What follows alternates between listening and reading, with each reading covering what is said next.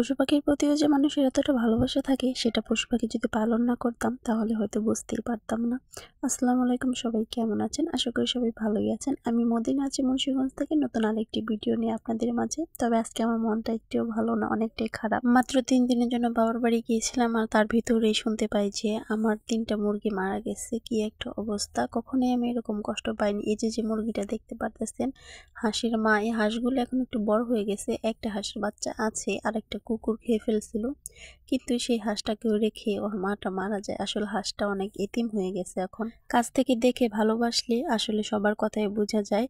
পশু পাখির কথা বুঝতে পারবেন যদি আপনি ওদেরকে মন থেকে ভালোবাসেন। সেই হাঁসের বাচ্চাটা এখন একা হয়ে গেছে, শুধু পাক পাক করে সারা বাড়ি ডাকে। হয়তো ওর মাকেও ডাকতেছে, কিন্তু আমরা ওর দুঃখটা কেউই বুঝতে পারতেছি না। এই হাঁসের মাটাও মারা গেছে। তারপর ওই যে একটি দূরে মুরগি, যে মুরগিটা দেখতে পেলেন সামনে, সেই মুরগিটাও মারা গেছে বাচ্চাগুলাকে রেখে। আসলে কেন যে এরকম হলো কিছু বুঝতে পারতেছি না।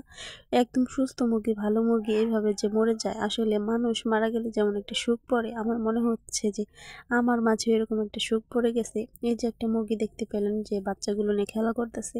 এই বাচ্চাগুলো এখন একটু বড় হয়েছে, কিন্তু সেই মুরগির মাটাও আর নাই। ইউটিউবে আমি কিছুদিন যাবৎ মুরগির ভিডিও দিই, আর মুরগির ভিডিও দিলে ভালো একটু ভিউ হয়। যে একটু একদিক দিয়ে একটু ভালোবাসা পাচ্ছিলাম, আরেক দিক দিয়ে মনটা ভীষণ আমার ভেঙে গেল। কি আর করার, হয়তো বেশি ভালোবাসলে এইভাবেই কষ্ট পেতে হয়।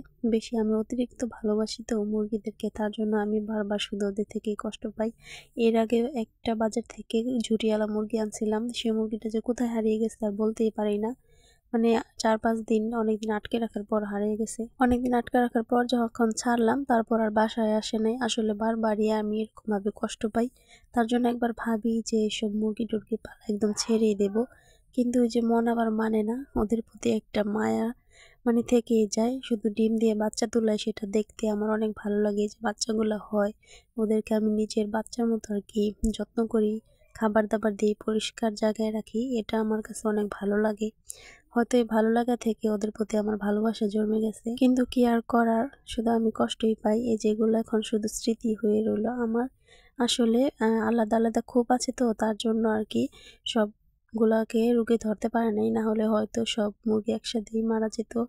এই যে এখন এই 3-4টা মুরগি আছে। এই যে 3টা মুরগি এখন আছে বড় মুরগির ভিতরে, আর 3টা বড় মুরগি একদম মারা গেছে, আর 2টা মোরগের বাচ্চাও মারা গেছে। বছরের ভিতরে আমার মুরগিতে কোনো রকমের রোগ বালাই দেখা যায় নাই। আমি এই যে ছেড়ে পালন করি, মুক্ত অবস্থায় থাকে, কোনো ধরনের রোগ না। আর যে মুরগিগুলো মারা গেছে সেগুলো একদম সুস্থ মুরগি, কোনো একদিন ঝিমায়ও না, কিছুও না।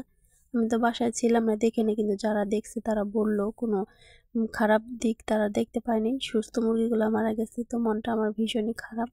এই যে মুরগিটা দেখতে পারছেন, এখন 3টা বাচ্চা আছে।